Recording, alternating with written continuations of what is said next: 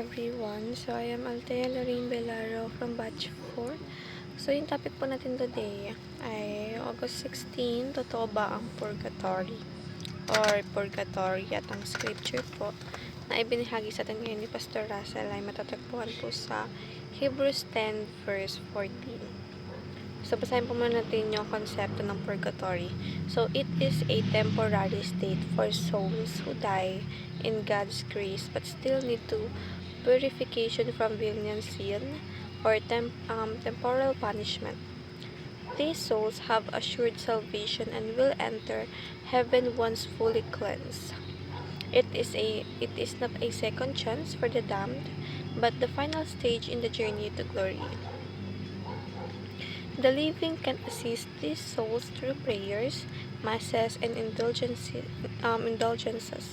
helping hasten their purification and entry into the eternal joy of God's presence. So, dito po ang purgatory or purgatory na po. Para lang siyang, sabi dito, it is a temporary state for souls who die in God's grace. Pero need pa rin po nila ng purification, which is, even though na namatay ka na, at syempre, namatay kang mayroon kang Panginoon sa puso, still, need mo pa rin mag-undergo ng purification para mas makikleanse yung yung soul mo, and of course, muli kang mabubuhay sa araw ng paghuhukom nating Panginoong Diyos. And also, sabi rin dito na yung mga taong, sabi rin, the living can assist these souls through prayers, masses, and indulgences.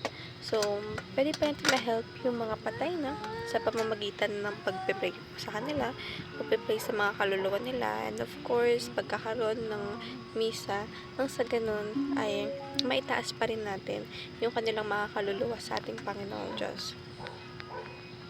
Sabi sa teachings, the Bible teaches Christ's purification is enough, Christ's purification is for all time, and Christ's purification is received by faith. And the application, how to receive purification. First is repentance, turn away from sin and turn to God. Second is faith, believe in the finished work of Christ. And third one is sanctification, live by the Spirit. So, dito po palagi po natin pinag-aaralan ito sa mga araw-araw na devotion natin.